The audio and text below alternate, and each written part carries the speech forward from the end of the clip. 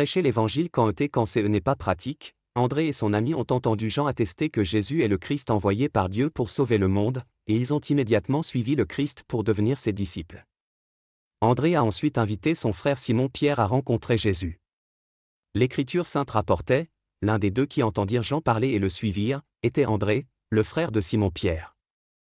Il a d'abord trouvé son propre frère Simon, et lui a dit, « Nous avons nourri le Messie », ce qui se traduit par le Christ.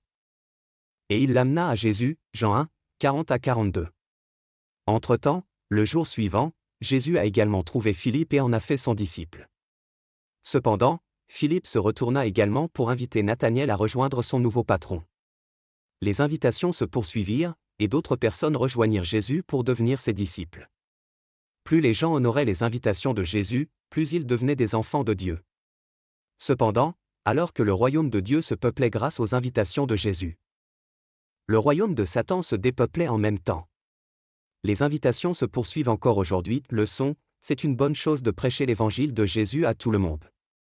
Il se peut que tout le monde ne réponde pas de la même façon à nos invitations, et que le train du salut ne choisisse pas tout le monde en même temps, mais la tendance va sûrement s'accentuer. Plus nous enverrons d'invitations aux gens, plus nous aurons de chances d'attirer plus de gens vers le royaume de Dieu. Les croyants doivent donc s'aventurer à prêcher l'évangile du Christ à tout le monde, sans exception. Cependant, nous ne devons pas nous décourager si nous ne voyons pas de résultats rapides. Les résultats de nos actions peuvent ou non être visibles sur terre, mais ils sont visibles au ciel. En attendant, certaines personnes peuvent écouter l'évangile maintenant et se convertir plus tard. Aucun chrétien ne devrait attendre un moment propice pour prêcher l'évangile, et personne ne devrait attendre l'approbation des gens avant d'accomplir les tâches de Dieu.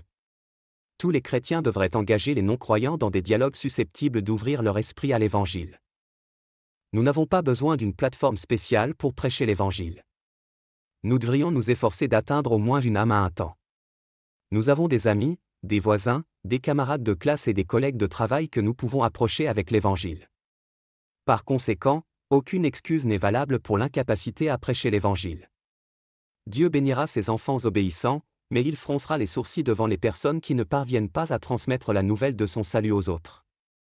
La prière, cher Jésus-Christ, je suis prêt à prêcher ton évangile. Je ne tergiverserai plus, je suis plus déterminé que jamais.